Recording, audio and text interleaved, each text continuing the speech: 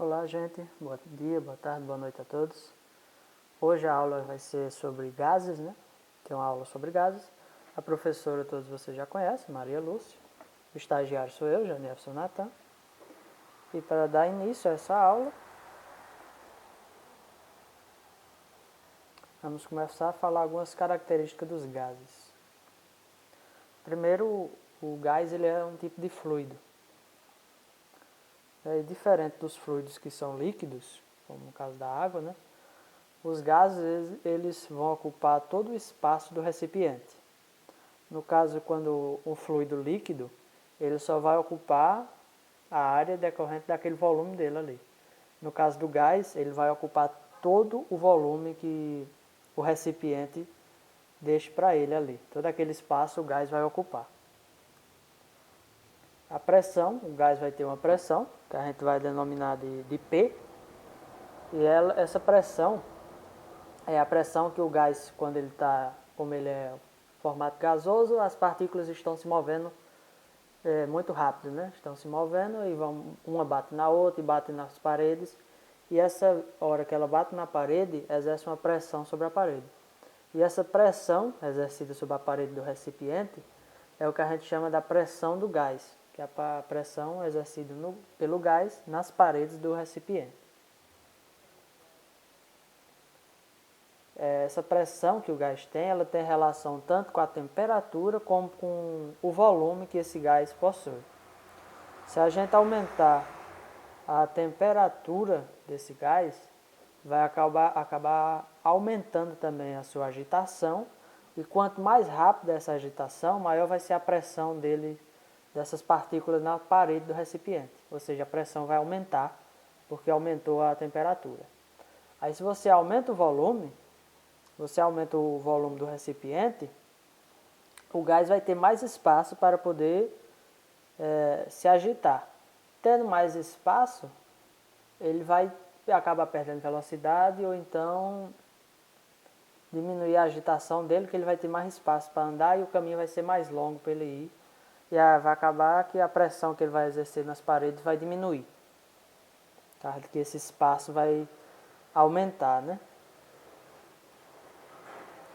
Assim, a gente pode trazer a equação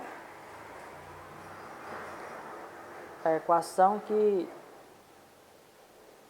ordena os gases, podemos dizer assim, onde a pressão ela pode ser, a partir dessa equação, referida como 1/3 da massa daquele gás, a massa, vezes a velocidade de cada partícula que tem ali, a velocidade média dessas partículas ao quadrado, dividido pelo volume total desse gás. É uma equação que a gente usa para dizer a pressão do gás ali dentro. Agora falando do gás ideal, que o gás ideal, para ele ser ideal, ele precisa estar em algumas categorias. A primeira ser o movimento das moléculas, ela tem que seguir os princípios da mecânica newtoniana. Ou seja, ele tem que seguir essa mecânica que é referida pelas leis de Newton, primeira, segunda e terceira lei de Newton. Ele tem que seguir essas leis. Aí os choques entre as moléculas desse gás, elas têm que ser perfeitamente elásticas. Ou seja, a quantidade de movimento é conservada. Um gás vai bater uma molécula na outra e vai voltar com a mesma velocidade que ia. Tem que ser perfeitamente elástico para ser considerado um gás ideal. Aí não pode acontecer atração e repulsão entre as moléculas, né? Elas não pode ser, no caso, positiva e negativa, né, para poder ter essa atração ou repulsão. O volume de cada molécula é desprezível quando a gente compara com o volume total do gás. Aí falando da energia cinética dos gases, né, que é a energia relacionada ao movimento dessas partículas dentro do gás, essa energia pode ser relacionada com essa equação, onde a gente tem a energia cinética, a gente chama de EC, vai ser 1/3 de N vezes R vezes T, onde N é a quantidade de mols que tem nesse gás, a quantidade de partículas, né, de mol, vezes R, que é a constante universal dos gases, onde a gente pode, dependendo da questão, pode trazer o R como 8,31 joules por mol Kelvin, mas na frente a gente vai ver outro valor, que aí vai mudar as constantes aqui. A temperatura absoluta, que é o T aqui, que a gente tem que lembrar que em todas as questões é em Kelvin, que a temperatura absoluta é em Kelvin. E essas são as categorias para a energia cinética do gás, para calcular a energia cinética, que é a energia do movimento desse gás. Agora falando das transformações que podem acontecer com um gás. Um gás ele pode estar em um estado e acontecer alguma coisa, ele passar para um estado mais aquecido ou menos aquecido, aumentar a pressão ou diminuir o volume, alguma coisa assim. São transformações que vai mudar o estado que o gás está ali. Entre essas transformações temos a isotérmica, onde a temperatura é constante, a isobárica, onde a pressão é constante. Aqui a gente pode até associar essa palavra do bárica com o barômetro, que é um aparelho que mede a pressão. Essa associação que a gente faz é interessante para lembrar essa palavra, não é muito comum, né? Isobárico. E por último a transformação isovolumétrica, que em muitos livros e artigos é encontrado também como isométrica e isocórica. Qualquer um desses três nomes é a mesma transformação. Só que em casos vai ter só a nomenclatura que vai mudar, mas é a mesma transformação. Falando da transformação isotérmica, né, onde a gente tem a temperatura constante, a gente traz a equação em que a pressão vezes o volume do gás, que está ali contido, é igual a uma constante. A pressão vezes o volume é igual a uma constante. Isso na transformação isotérmica.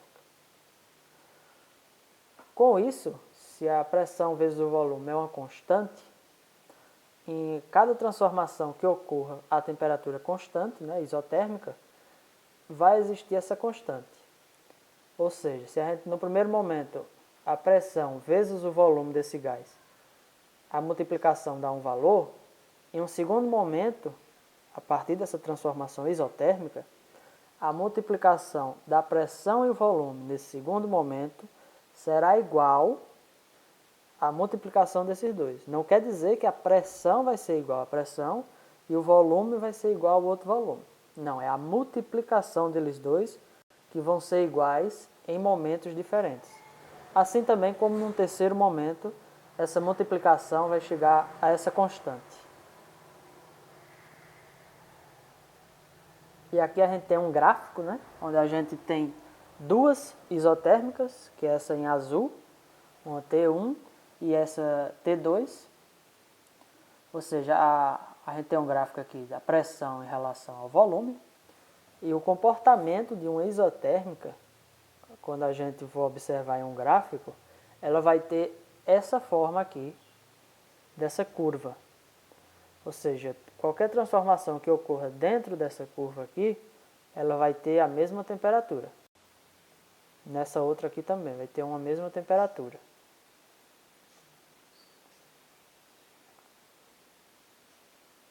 Agora fazendo um exercício sobre transformações isotérmicas, a gente tem um certo gás que está contido em um recipiente, e o recipiente tem 1 metro cúbico.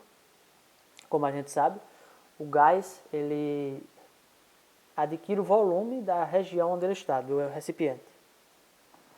E esse recipiente, aqui no exercício, ele tem um êmbolo que vai exercer uma pressão de 250 pascal sobre esse gás, né?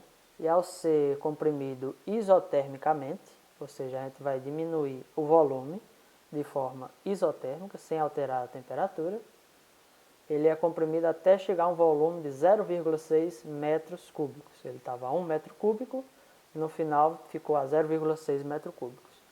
Aí ele quer saber qual a pressão exercida pelo gás. Aqui foi a pressão que ele estava inicialmente, né? que era 250 pascal. Aí quando houve essa compressão a partir do êmbolo, o gás diminuiu o volume e ele aumentou a pressão que ele faz sobre o êmbolo, né? Aí trazendo a equação da isotérmica, onde a gente tem a pressão vezes o volume inicial, vai ser igual a uma pressão vezes o volume final, né? Pressão inicial, pressão final, volume final. Como a gente tem só 2 casos aqui, a gente só coloca os dois. O terceiro aqui não vai precisar, porque só são 2 casos. Substituindo os valores, nós temos que a pressão inicial era 250 pascal. Coloca aqui. Volume inicial era 1 metro cúbico. Substitui aqui. A pressão final que a gente quer descobrir. E o volume final, que ele dá de 0,6 metros cúbicos, só colocar aqui. Fazendo os cálculos, né? A gente passa os 0,6 dividindo para o outro lado. 250 vezes 1 é 250. 250 dividido por 0,6, chegamos ao resultado de 416,6 pascal. Ou seja, ele estava com a pressão no começo de 250 pascal. Depois que aconteceu esse comprimento ali com o êmbolo, o gás fez essa pressão de 416 pascal sobre esse êmbolo, né? Ou seja, teve uma força sobre o gás e o gás fez essa força de volta sobre o êmbolo. Agora falando da transformação isobárica, ou seja, a transformação que vai a pressão constante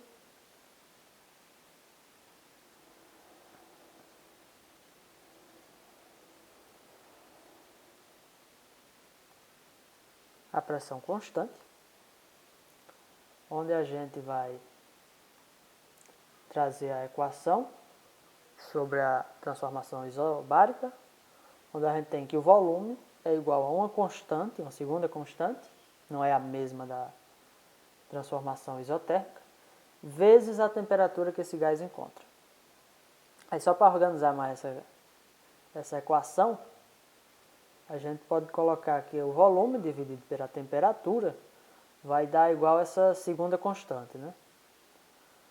Com isso, a gente pode fazer a mesma associação que a gente fez anteriormente, onde nessa transformação aqui, de forma que a pressão não vai se alterar, a gente tem no primeiro estágio o volume sobre a temperatura igual a uma constante. No segundo momento, o volume sobre a temperatura também igual a essa segunda constante. Com isso, a gente pode chegar nessa equação, nessa associação aqui, onde a gente tem o volume inicial dividido pela temperatura inicial, vai ser igual ao volume no segundo momento, dividido pela temperatura em um segundo momento, e vai ser igual ao volume em um terceiro momento, dividido pela temperatura em um terceiro momento, e assim por diante. Aqui pode ir até cansar de escrever. Vai ser sempre igual essa divisão.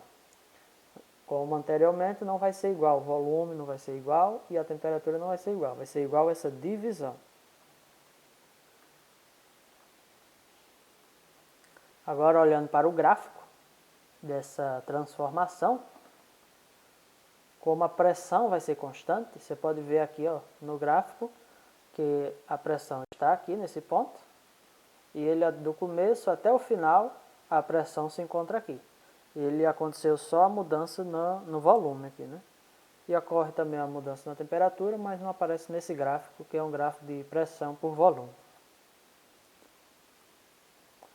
Agora, vendo um exercício sobre a transformação isobárica, nós temos um gás com volume de 0,5 metros cúbicos, ou meio metro cúbico, pode ser também, né?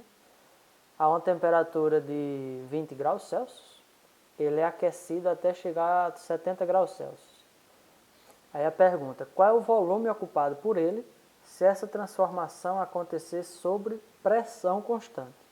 Ou seja, temos uma isobárica, onde ele estava a 20 graus Celsius e foi para 70 graus Celsius, e o volume inicial era de meio metro cúbico. Aí ele quer saber qual será o volume final, né, que esse gás vai ocupar. Primeiro, a gente tem as temperaturas em forma de graus Celsius. Precisamos transformar para a temperatura absoluta, que é a temperatura em kelvins. Com isso, a gente tem que a temperatura em Kelvin é igual à temperatura em graus Celsius mais 273. Essa é a conversão que se faz de graus Celsius para grau Kelvin. Como a gente tem 20 no primeiro momento, a temperatura absoluta vai ser de 293 Kelvin, né? E no segundo momento, como é 70 graus Celsius, fazendo a conversão, vamos ter 343 Kelvin no segundo momento. Partindo daí, podemos ir para a equação da transformação isobárica. Vamos usar só os dois primeiros, que são dois momentos que se dá na questão, onde a gente vai ter o volume aqui, volume inicial. Vamos ter a temperatura inicial, que é de 20, ou seja, 293 Kelvin. E a temperatura final de 70 graus Celsius, que é 343 Kelvin. Substituindo aqui, vamos colocar o 0,5 no volume, temperatura inicial 293, igual ao volume final, dividido por 343.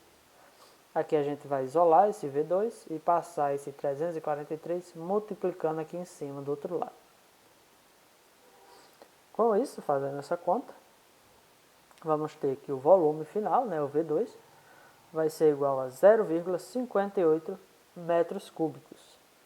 Ou seja, ele estava a 0,5 metros cúbicos e foi para 0,58 metros cúbicos. Aumentou 0,08 metros cúbicos.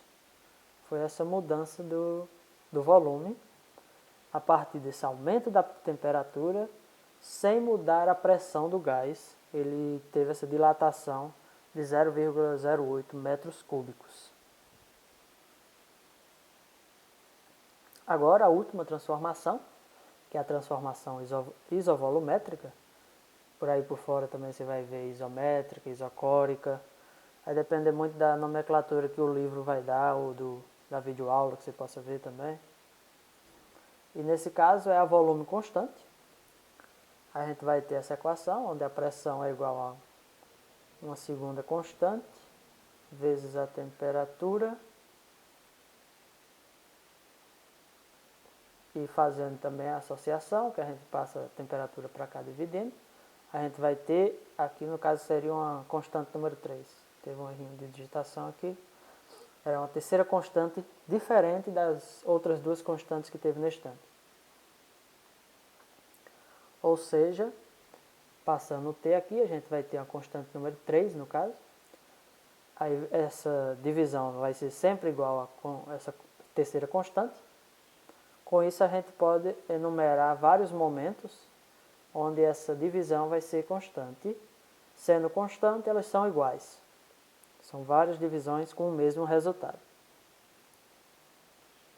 Olhando para o gráfico dessa transformação, podemos ver aqui que o volume permanece nesse mesmo ponto e o que muda somente aqui é a pressão, que ela vem aqui, começa aqui embaixo e termina aqui em cima. Ou seja, a pressão variou a pressão e o volume se permaneceu constante durante todo esse processo.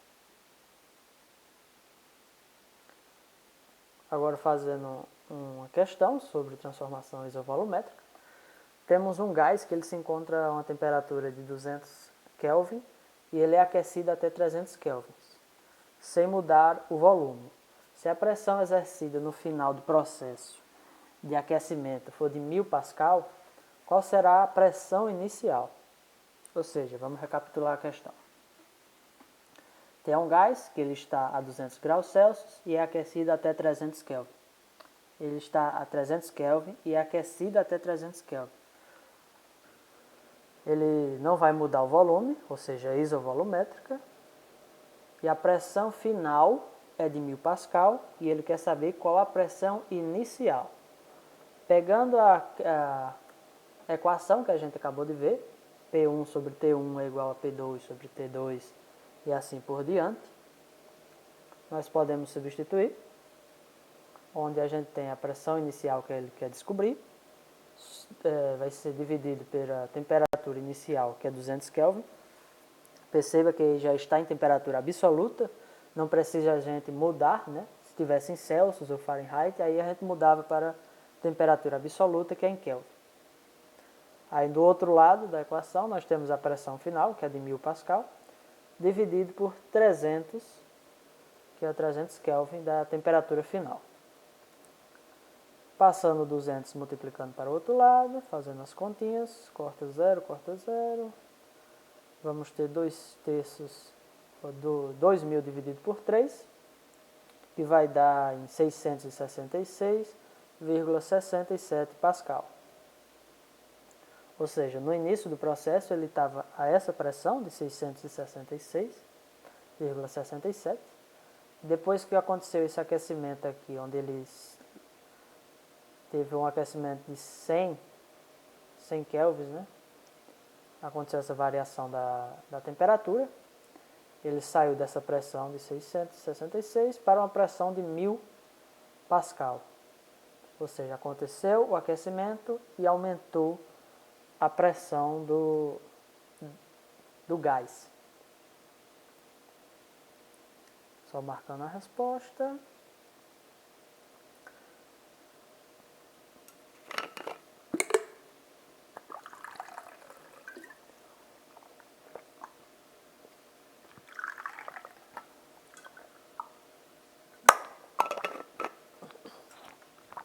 Partimos agora para a equação de Clapeyron. O que é que essa equação de Clapeyron nos traz? Que a gente vai ter a relação do gás entre a pressão, o volume e a temperatura. Essa relação entre essas três unidades, pressão, volume e temperatura, né, vai ser trazida por Clapeyron nessa equação, onde além dos três vai estar relacionado o N, que é o número de mols, e o R, que é a constante universal dos gases perfeitos, ou gases ideais também pode ser chamado, que a gente viu logo no começo lá, o valor da constante universal. Tem a temperatura absoluta, né, que é em kelvins, como a gente vem falando agora há pouco. Aí uma questão que vai relacionar a equação de Clapeyron, que a gente pode usar, é qual o volume ocupado por 1 mol de gás submetido à pressão de 0,5 atm a uma temperatura igual a 50 graus Celsius. Ou seja, a gente vai ter um gás que vai ocupar um volume. Esse gás tem 1 mol de gás, né? Essa quantidade do gás. Ele está submetido a uma pressão de 0,05 atmosferas e ele está a uma temperatura de 50 graus Celsius. Ele quer saber qual o volume ocupado por esse mol do gás aí. Aí ele dá aqui o valor da constante dos gases, 0,082 atmosfera vezes litros por mol Kelvin. Você pode ver aqui que o valor da constante é diferente daquele que a gente mostrou no começo, exatamente por causa das constantes que a gente tem aqui depois. Naquele caso lá não era atmosferas, era outro exemplo, né? Aí acontece essa mudança da constante de acordo com as unidades que vêm posteriormente a ela. Mas com isso a gente tem esse gás e a gente vai usar a equação de Clapeyron para responder. Mas primeiro a gente tem que transformar a temperatura, que está dada em graus Celsius, para a temperatura absoluta, que é em Kelvin, como a gente vem fazendo. A gente tem 50 graus Celsius, convertendo para Kelvin, teremos 323 kelvins. Faltou o casinho ali, mas é 323 kelvin. Aí agora a gente pode ir para a equação de Clapeyron, onde a gente tem essa relação entre a pressão, o volume, número de mols e a temperatura, e vai estar a constante dos gases ali também. E a gente quer encontrar o volume, a gente vai isolar ele aqui, passa a pressão dividindo para o outro lado. Com isso a gente pode substituir os termos. É 1 mol de gás, são 1 mol de gás, né? Coloco 1 ali no lugar do N. A constante R é 0,082, vezes a temperatura de 323 Kelvin, dividido pela pressão, que é de 0,05 atmosferas. Fazendo essa conta, chegamos ao resultado de 529,72 litros. Ou seja, esse é o volume que esse gás, que a quantidade do gás é 1 mol, está submetido à pressão de 0,05 atmosferas a uma temperatura de 50 graus Celsius. Ele vai ocupar esse volume de 529,72 litros. Chegando agora na lei geral dos gases, né? A gente vai imaginar dois casos, dois estados de um gás. Um primeiro estado 1 e um segundo estado a gente vai chamar de 2. No primeiro estado a gente vai ter esse gás com a pressão 1, um volume 1 e uma temperatura 1. Nesse segundo momento, o gás, nesse segundo estado, vai estar em uma pressão 2, um volume 2 e uma temperatura 2. Ou seja, vai mudar todas as variáveis do primeiro estado para o segundo estado. São valores diferentes. Trazendo para a equação de Clapeyron, a gente vai ter no primeiro estado desse gás essa relação, a pressão 1, volume 1, igual ao número de mols, vezes a constante, vezes a temperatura no primeiro momento. No segundo momento, a gente vai ter a mesma relação, só vai mudar as variáveis. A pressão vai ser a segunda pressão, o volume a segunda e a temperatura do segundo momento. Com isso, a gente pode ver que nos dois tem o N e o R ali, né? A gente pode isolar o N e o R nas duas equações. Ou seja, se a gente tem na primeira parte, se a pressão 1 vezes o volume 1 dividido pela temperatura 1 vai ser igual a N vezes R, e no segundo momento a gente tem o P2 vezes o V2 dividido pelo T2 também igual a NR, ou seja, essas duas divisões vão ser iguais porque elas duas são igual a NR. E se a gente tem NR aqui e NR aqui, essa vai ser igual a essa outra também. Aí com isso a gente chega na lei geral dos gases ideais, onde a gente vai ter que a pressão inicial vezes o volume inicial dividido pela temperatura inicial vai ser igual a essa divisão no momento final do estudo ali, né? Que é o momento inicial e o momento final. Essa relação vai existir independente da pressão ser constante, do volume ou da temperatura. Independe se eles estão constantes ou não, vai seguir essa lei geral dos gases. E daqui a gente também consegue tirar as equações que a gente acabou de ver agora há pouco. Se a gente tem a pressão constante, ou seja, se a pressão é constante, a pressão inicial vai ser igual à pressão final. Se a pressão final e a inicial são iguais, se você passar ela aqui para baixo, você vai cancelar uma com a outra, vai ficar o volume inicial dividido pela temperatura inicial igual ao volume final dividido pela temperatura final. A gente vai achar lá a equação do gás a pressão constante. E o mesmo funciona para o isovolumétrica e o isotérmico. Se as temperaturas são iguais, vai sobrar PV, PV1 e PV2 aqui em cima, vão ser iguais. Se o volume for igual, vai ficar o P sobre T igual a P sobre T. Daqui a gente também retira aquelas equações que a gente acabou de ver. Agora falando da energia interna dos gases, né? É trazido pela lei de Joule, que a energia interna é 3 meios de nRT, como a gente já vem falando, N é o número de mols, R é a constante dos gases e T é a temperatura absoluta, que é em Kelvin, né? Com isso a gente tem o U, que é a energia interna do gás, N de mols, constante, temperatura, e aí a energia interna que existe no gás, que é a soma das energias, de todas as energias que existem dentro, energia potencial, energia cinética, todas as energias que envolvem dentro do gás. Aí olhando para essa equação, a gente pode refletir nela aqui, né? que quando houver um aumento da temperatura, ou seja, se a gente tem a temperatura desse lado aqui, da igualdade, e a gente aumenta a temperatura, esse outro lado da igualdade vai aumentar também. É o que se vê aqui, ó. Quando a gente aumenta a temperatura absoluta, ocorrerá, né, uma variação positiva da energia interna. A gente aumenta esse T aqui, a energia também aumenta.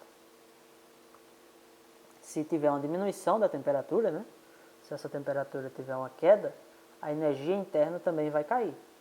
E aqui, ó, nessa igualdade, se você diminuir um lado, tem que diminuir o outro também para eles continuarem iguais. E quando não houver variação de temperatura, a variação da energia também vai ser zero. Se não tiver uma variação da temperatura, a variação da energia vai ser zero. Nesse caso aqui, teria aqui um ΔT no caso e um ΔU, se a gente for pensar em variação, né? Aí se a gente agora associar a energia interna, que a gente acabou de ver, com a lei de Clapeyron, que a gente viu algumas lâminas atrás, como a gente pode ver aqui, ó, todas as duas equações têm NRT ainda mais, né? E para a gente fazer uma associação entre as duas, a gente vai pegar essa fração aqui, passo 2 multiplicando, passo 3 dividindo. A gente vai ter 2/3 da energia vai ser igual a nRT. E como a gente tem nRT aqui sendo igual a PV, ou seja, a gente pode jogar esse PV no lugar desse nRT, porque eles são a mesma coisa, né? Ou seja, a gente fica com 2/3 da energia interna, vai ser igual a P vezes V.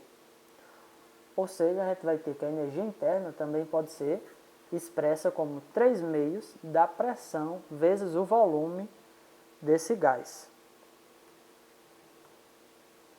Agora falando do trabalho de um gás, a gente tem um êmbolo aqui, onde o gás está um volume inicial. Coloca-se calor nesse gás, ele vai aumentar a temperatura, e com esse aumento da temperatura vai ter um aumento da pressão, que vai empurrar esse êmbolo, ter um deslocamento ΔH. Pode ser chamado ΔX, mas a gente vai chamar de ΔH porque ele está na vertical, a gente fala de altura, né? Uma variação na altura. Agora, fazendo essa relação aqui, a gente vai ter que o trabalho é igual a força vezes um deslocamento, como a gente lembra lá em mecânica, né? Onde o trabalho é a força vezes o deslocamento. Mas a gente sabe que a pressão sobre uma superfície é a força aplicada sobre essa superfície dividido pela área da superfície. A gente pode reorganizar. Vamos ter que a força que é aplicada sobre essa superfície é igual a pressão vezes a área da superfície. Com isso, a gente pode jogar essa força aqui nessa equação de trabalho, onde a gente vai ter P vezes a área vezes o deslocamento do êmbolo aqui. Com isso, a gente tem a variação do volume. A gente pode pensar que a variação desse volume aqui, ó, é igual a área vezes essa altura. Ou seja, a gente está calculando o volume desse cilindro nesse pedaço aqui, ó, do tracejadozinho até o êmbolo. Ou seja, essa variação do volume é igual a área vezes essa variação na altura. Aí, como a gente tem a altura vezes a área aqui do trabalho, a gente pode substituir isso pela variação do volume. Como o trabalho é a pressão vezes o volume, a variação do volume é o volume final menos o volume inicial, chegamos a essa relação de trabalho do gás. Aí, falando agora sobre esse trabalho, a gente pode pensar que o volume ele aumenta no sistema, o trabalho é positivo. Se o volume aumenta, o trabalho é positivo. Ou seja, é realizado sobre o meio em que se encontra. Ou seja, aqui, se esse trabalho é positivo, é porque o volume final foi maior do que o volume inicial e teve esse empurrão aqui do êmbolo. Aí, se o volume diminui do sistema, o trabalho é negativo, ou seja, é necessário que o sistema receba um trabalho do meio externo.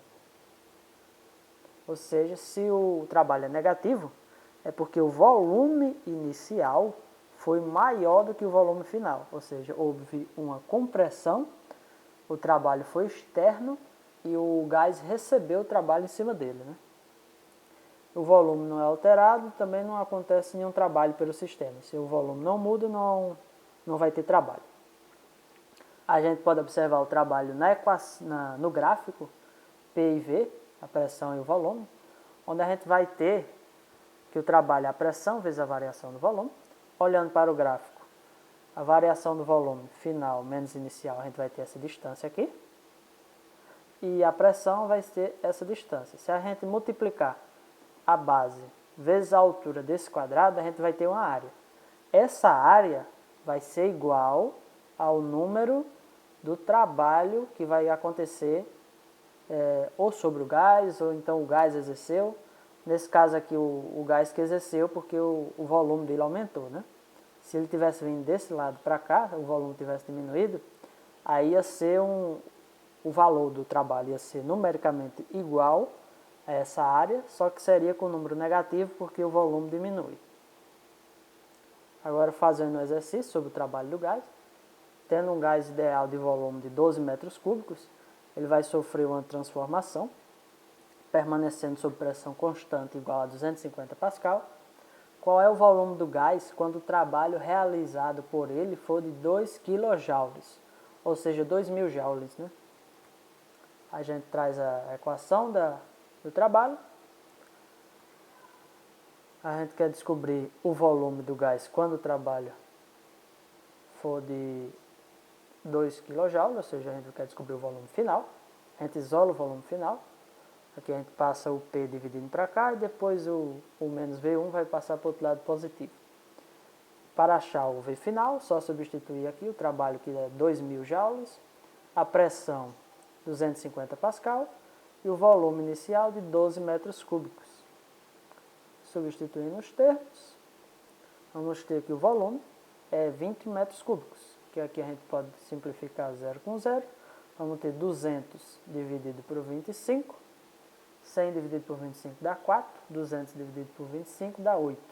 8 mais 12 dá 20 metros cúbicos, que foi o volume final desse gás, depois desse trabalho de 2 kJ.